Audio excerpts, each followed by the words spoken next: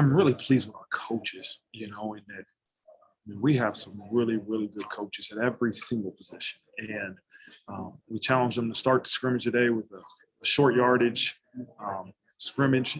And it was great to see, man, a good battle between the O-line and D-line and physicality and being able to run the ball and stopping the run is something that I believe we're going to have to be able to do. And I think the ability for these position coaches to get with the coordinators and understand the new schemes on offense and defense, and it's been really, really good to see, man. And I'm really happy with the progression this team is making. Yeah, I think the one thing I've seen more than anything out of Braden Lindsey is his workload has risen. And he wasn't a guy last year that I saw in many special teams drills. He was the guy early on that when I got with Coach Mason, I'm like, Braden Lindsey's got to be a guy to help us on special teams because it's going to help him as he tries to reach his goals at the next level. And so, I looked at some of his numbers early in spring ball in terms of his workload and those type of things, and they were really high. And it was like, we got to be careful with Braden Lindsey.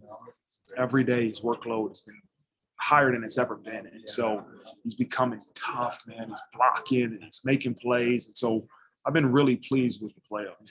It's the only way to get better, and if there isn't competition, we got to create competition.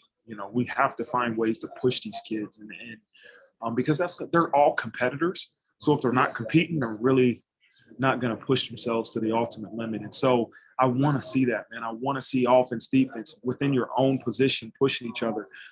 But then the ability to get everybody to do this, right, and become a team. And we have to be a team.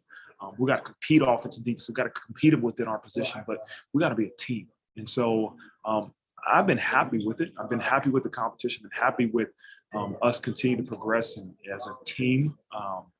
But we still have a ways to go. That's it. There's nothing more important. I say it every day than understanding that there's nothing more important than this football team and that you're doing it at the University of Notre Dame. And so we all have our own selfish goals. And for them to continue to understand with team success is going to come individual success. And so continue to work to be the best version of you, but understand it's still about the team and what we can do to become the best team we can be.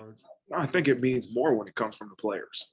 Right. And when coaches hold you accountable, it's all right, this coach is what he's supposed to do.